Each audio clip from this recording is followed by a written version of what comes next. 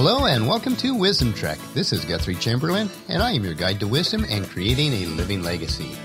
Thank you for joining us for our 7-day-a-week, 7 Minutes of Wisdom podcast. This is day 76 of our trek, and yesterday we discovered the true meaning of encouragement. Today we will look at how that ties into the fact that we will not pass this way again in our lives, and we have to make each day of life count. We are recording our podcast from our studios at Home 2 in Charlotte, North Carolina. And as I reflect on life, regardless of our individual situations, we have so much to be thankful for. At best, we will only have 100 years or so to impact our world. The impact that we have on others and the generations to follow is what will live on to eternity. We need to make each day count, and I struggle with this as much as anyone, maybe more than most. There are always deadlines to meet, bills to pay, people to deal with. But let's not confuse the urgent with the important, because they are rarely the same.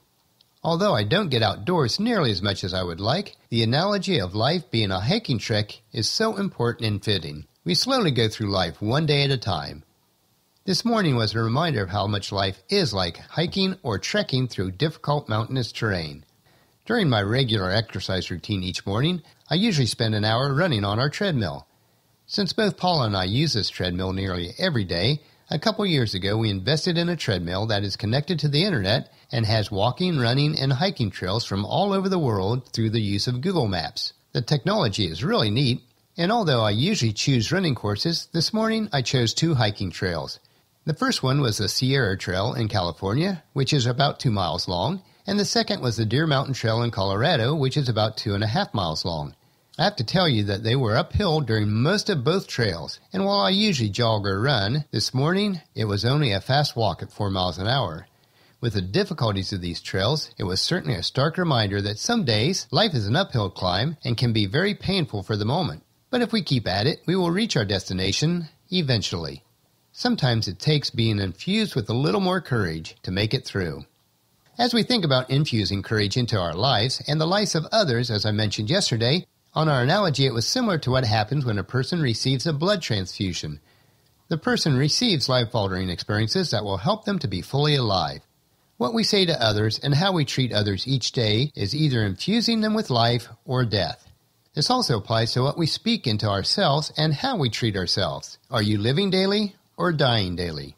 Each day is a new day. We will never again have a chance at today with its unique situations or circumstances. Although some seasons of life feel like we're on a proverbial treadmill or reliving the same day over and over like the movie Groundhog Day. But that's not really the case. We only have one chance to get today correct. As was written by William Penn, he said, "I expect to pass through this world but once. Any good, therefore, that I can do, or any kindness that I can show to any fellow creature, let me do it now. Let me not defer or neglect it, for I shall not pass this way again." Our words alone can have a significant impact on the lives of others, either for good or for evil. The old rhyme that sticks and stones can break my bones, but words can never hurt me is just not true. As we looked at yesterday, words have the power of life and death. All of us have the problem when it comes to controlling our tongue. We all suffer from diarrhea of the mouth or the foot and mouth diseases. But James, the half-brother of Jesus, wrote in his letter, chapter 3, verse 2, "Indeed, we all make mistakes, for if we could control our tongues, we would be perfect and could also control ourselves in every other way." Well, it's suffice to say, controlling how we speak to others is a problem for all of us. We will look at the entire passage of James 3 on another day, for it gives a clear description about controlling our tongue. I want to share one simple personal example of how words impacted me, and it was when I was in my early teen years. As I was going through puberty, my nose outgrew my small and slight frame significantly. Within my family, I was called the Nose, or Noses, which is a play on the Bible character Moses. Thankfully, I eventually grew into my nose, well, for the most part, but for my size, it still is a bit large. Fortunately, as an adult, I realized that physical features is not what makes a person significant. Even now, though, I am a little self-conscious about it, and that was over 40 years ago now. I know that this example is trivial compared to what most have to deal with trying to navigate the harsh words of others. But the point is to understand and show how powerful and lasting our words can be. A careless word can shape or misshape somebody's reality for years to come. We need to take to heart and put into practice the advice that Paul wrote in his letter to the church at Ephesus in chapter 4, verse 29. And he wrote, "Don't use foul or abusive language. Let everything you say be good and helpful, so that your words will be an encouragement to those who hear them." This verse provides 3 keys to appropriate speaking. Number 1 is never use foul or abusive language. Our language is so rich and full that we should never need to use words that are foul or abusive when communicating with others. Foul or abusive language is negative, not positive, and we should always avoid it. Number 2, everything that we say should be good and helpful. In other words, every word that we speak to others should be both good and also helpful to that person. Even if the words are for correction or discipline, the objective is to help the person that we are speaking to. And number 3, all words should infuse courage into others or encourage them. Every word should be an encouragement to the person being spoken to. Even if we have to help others dealing with negative habits or uncomfortable confrontations, it should be handled in such a manner that our words infuse into the other person the courage they need to make the changes. King Solomon said it this way in Proverbs 18:21, "The tongue can bring death or life. Those who love to talk will reap its consequences." Every day we are shaping the reality of someone by the words that we use with them. The choice is ours. How will our words impact others? And I would love your feedback or comments on this question that I'm about to ask. How have the words of another, positive or negative, impacted your life? And if you would share your comments on the journal page for today's podcast, I surely would appreciate it.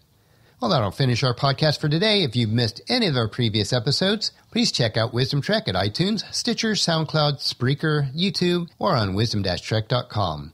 Tomorrow we will continue looking at ways that we can possibly impact others through kindness as we realize that we need to, let me not defer or neglect it, for I shall not pass this way again. So please join us at our camp tomorrow for another day of Wisdom Trek, creating a legacy. If you enjoy these daily doses of wisdom, I encourage each of you to take the time to invest in yourself in the following 3 ways. First, invest your time in improving Wisdom Trek by leaving your name, email address, and comment on our website so that we can provide the wisdom and insight that best fits your needs. Number 2, invest in yourself by listening to your 7 minutes of wisdom through Wisdom Trek each day. The easiest way to do this is to subscribe at iTunes or Stitcher so that it is downloaded to you automatically each day.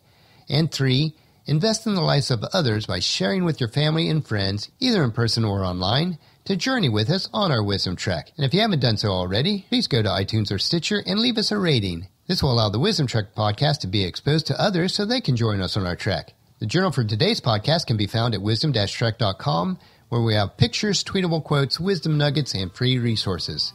Thank you so much for allowing me to be your guide, your mentor, but most importantly, your friend, as I serve you through the Wisdom Trek podcast and journal each day. As we take the time to trek together, let us always live abundantly or fully, love unconditionally, listen intentionally, learn continuously, lend to others generously, lead with integrity, and leave a living legacy each day. This is Guthrie Chamberlain reminding you to keep moving forward, enjoy your journey, and create a great day every day. See you tomorrow.